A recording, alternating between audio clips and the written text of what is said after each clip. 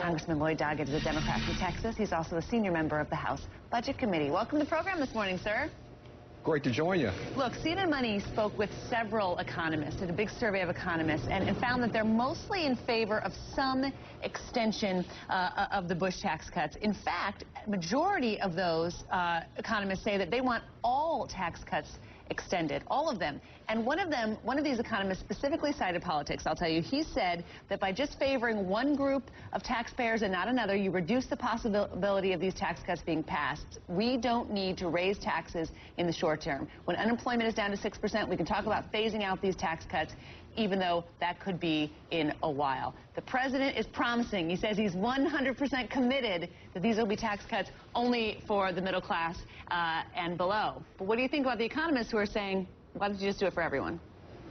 Well, we've got an economist with an opinion on just about everything, but I think the economic facts are that tax breaks, more tax breaks for those at the very top, just have not produced jobs. They certainly didn't in the Bush years. They only grew the debt and the deficits.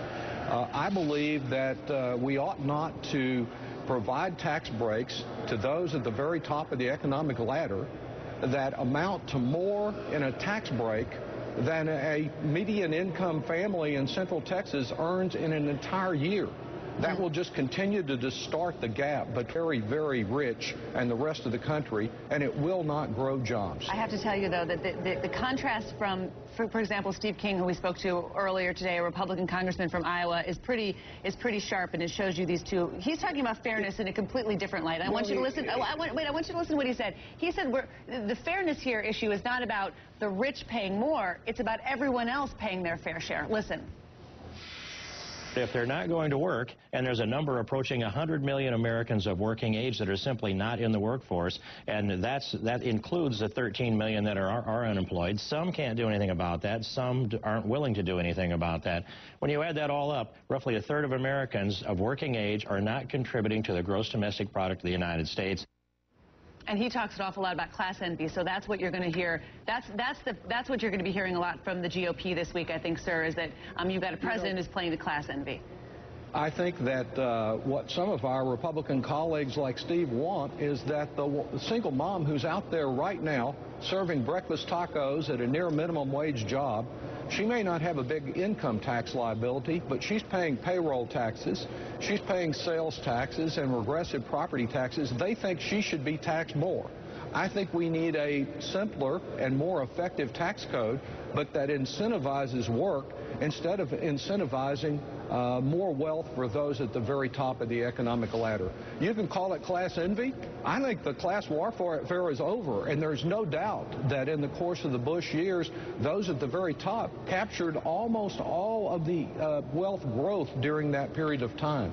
Now it's a question of whether we can have a little equity and do something other than just grow more debt and deficits with tax cuts for the top that do not work. Yeah, Congressman Doggett, this is Will Kane. Christine pointed out in her first question to you that many economists say now in the short term this will be a bad time, taxes with the economy in the fragile shape that it's in.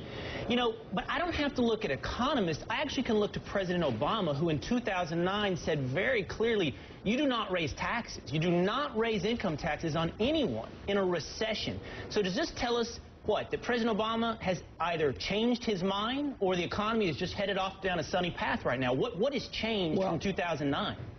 First, I think many of those economists are talking about letting all of these tax cuts expire and a negative effect that would have, rather than focusing in on whether we extend the tax cuts for another year for all middle-class Americans, and the top 1 or 2% don't get an extension. They go back to what were the very reasonable rates of the Clinton years. But we faced the same issue in 2010, and that's what I'm talking about. In 2010, President Obama said you don't allow taxes to raise on anyone during a recession, and what's different now? Your point is so well taken about 2010, and it's why we have a little of the problem we do now.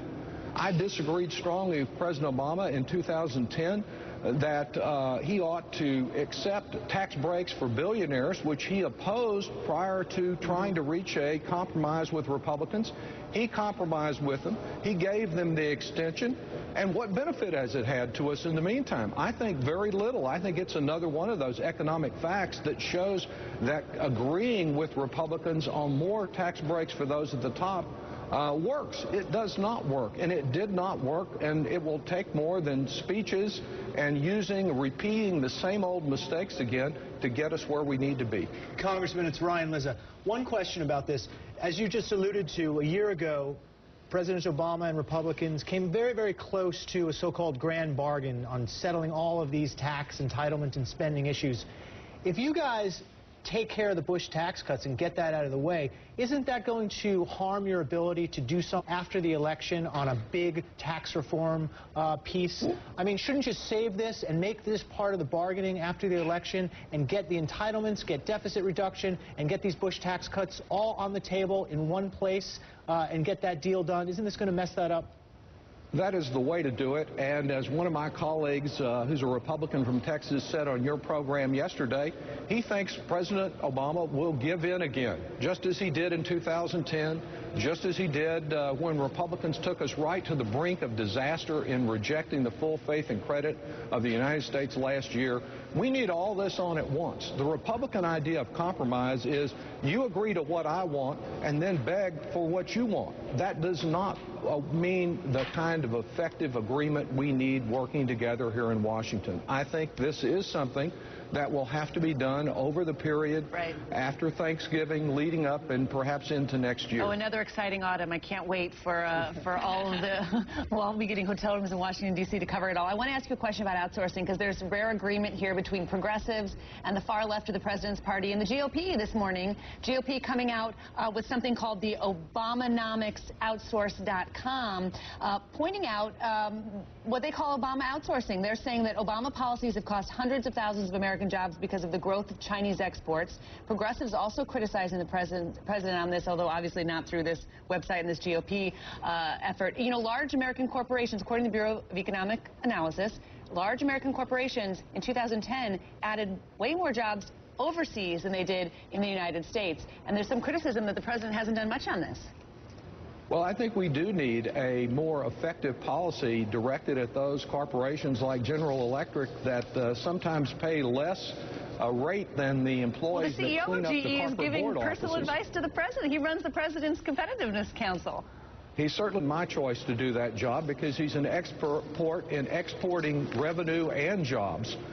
So that's an area that I take a little different stance on. I've sponsored legislation for the last many years to reduce the incentives for corporate export of jobs. Of course, our Republican colleagues are talking about eliminating taxes on these overseas operations.